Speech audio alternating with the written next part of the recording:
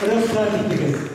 Татар халқы әр уақытта да өзінің қонағын да, қонаққа да көштенәш білен келген. Келіннің міндерге бастырған, аның қолына, аузына балмай қаптырған, шының күбек бізде бұйыл Татарстан қырларында егілген, итмәктен ясалған, өзіміздің шәкшәгімізді бөлек етеміз.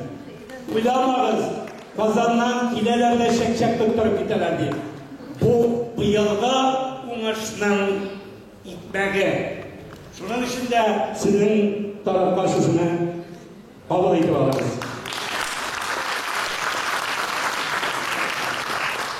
Әдебиетіміздің ел башы деп біз Тукайны атаймыз. Шыннап та біздің маяғымыз да, біздің қибламыз да Тукайымыз. Тукайлы халық әр уақытта да тілін ұнатырға тиіс түгіл. Мына біздің Абдулла Тукай энциклопедиясы шықты. Мен мұны да сізге Жазушылар бірлігі есімінен бөлек етесім келеді. Бері де барымызда көресіз біздің милләтінің татар әдебиетінің ақсақаллары отыра. Әлемияларны таныштырашақмын. Бері де менің Сурияғында отырған Рауль Ави Фейзоллинны барымызда білеміз. Ең бірінші яште Жазушылар бірлігі әсасы болған көп премияларын мен санап кетермін. Мына ол авторлық білән шығарылған әлі Россияда Білгіне Жазушылар бірлігінде де мұндай тарихи үйіршма турында жазылған китап жоқ. Мына шушы китапны да мен Асадуллаев йұртына шушы да бөлек етем. Һәм дә ки Рауль Кәримович бірсі сізге ола.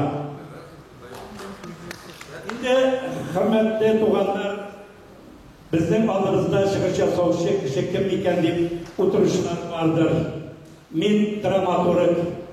Енді тирәнірек егерде менің білән танышасыз келсе, Дален Салих деген кішіні қойсаңыз, интернеттен сіз менің бек көп әсерлерімді қарай аласыз. Ада менің бек көп әсерлерімнің видеоматериаллары бар. Һәм шул уақытта мен шушы йортта өзімнің китапларымны да бөлек етіп қалдырасым келеді.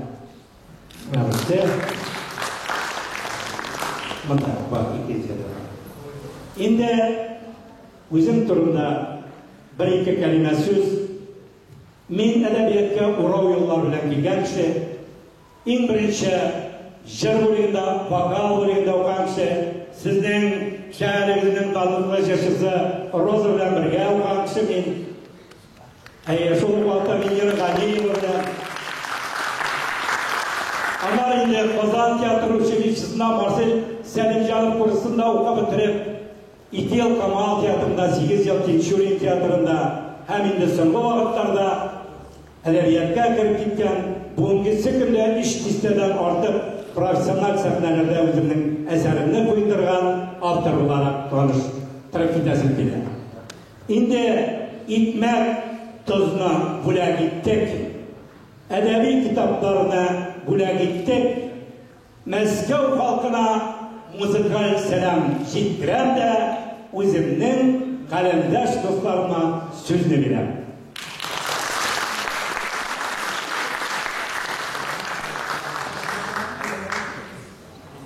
Татар халык җыры сагынам дуслар. Sağlam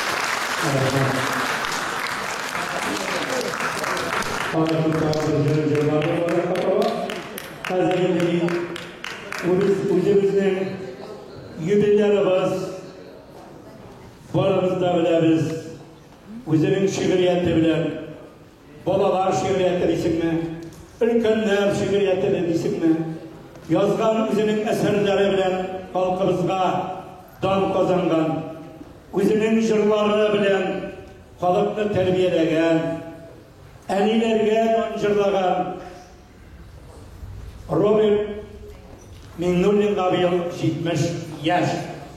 Әйді güzel bir ұлық шабыт.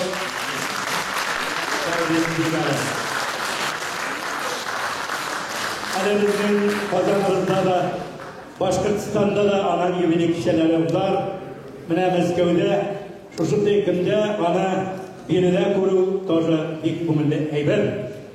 Роберт Мұғалимович Татарстанның халық шағиры, Ғабдулла Тоқаев өлеңі иесі, һәм башқа бек көп бүләкләргә лайык булган шағирыбыз. Микрофонна Роберт Мұғалимович сезгә бирәм.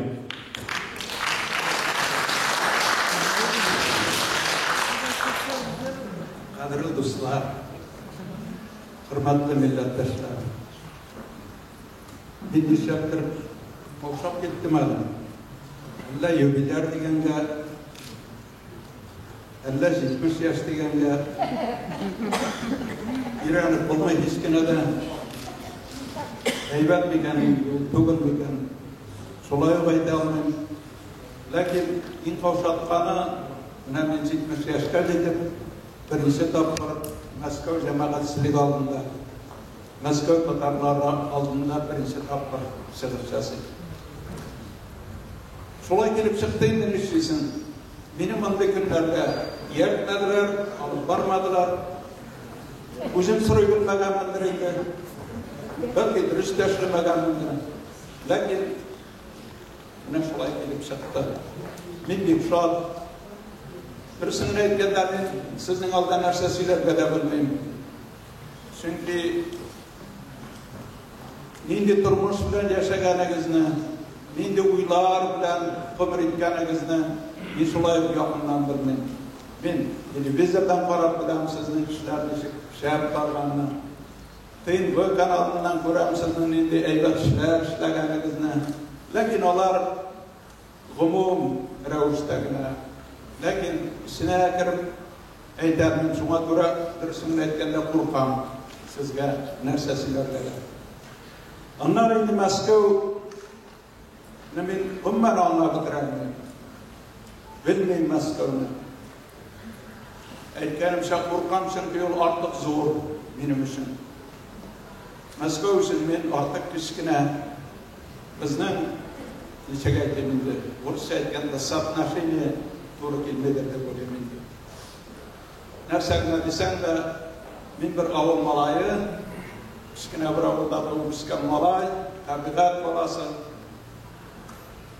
Шуңа күрә мин әле Казанга да әле кадәр кире җитә алмыйм. Шәһәрне булып китә алмыйм. Шуңа күрә сез ничек яшәйсездер, мин аптырыйм сезгә. Бу кадәр зур шәһәрдә ничек яшәргә мөмкин? Бернинди комфорт юк кебек сезнең зур шәһәрегездә. Бик авырдыр сезгә, мин сезне хәтта кызганып куям. Бик авыр яшәйсездер сез. Бик борчыласыздыр. Авылга, туган якка тартыласыздыр. Ләкин ул тартылу инде әлбәттә барыбызда да була торган. Кешене, бигрәк тә татар халкының ул сагыну хисе, ностальгия, ул татарны яшәтә торган бер бик хис.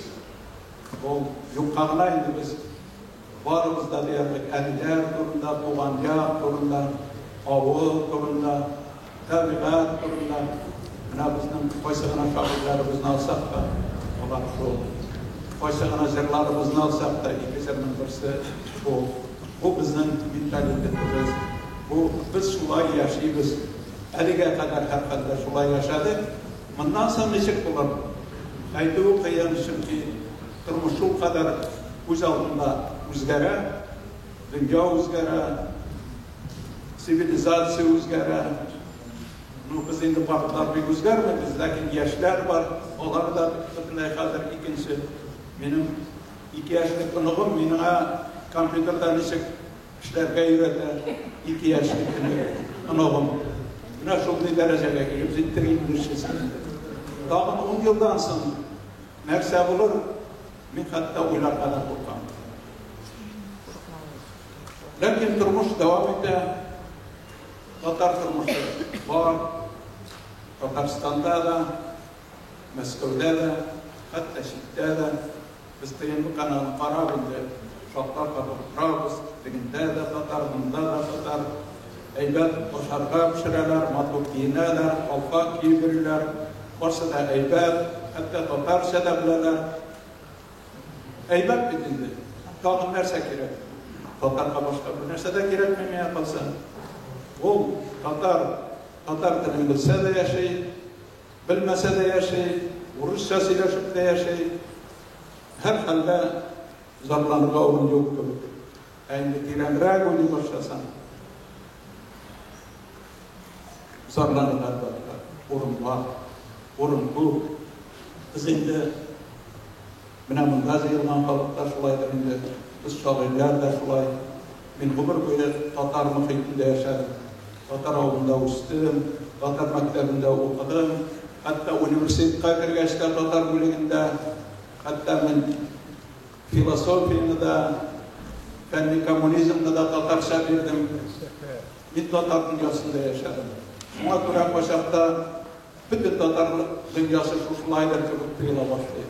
Hatta bizden yetekçilerimizge de şulay duyula başlıyor. Çünkü onlar yürüyen yerde el Tatarlar. Lakin hatta Kazan'da da kızgançlığa karşı olay oluyor. Min trenge kirip gitmez için şu sorunda boğulgan olanı toplatam da bizim durumda bir neçe sözünü aytam. Raul Abdurrahman Şıkkırkçatı bilen. Çünkü o da yubiler, onun da etes kilgen sözleri köptür. Buna bir şairin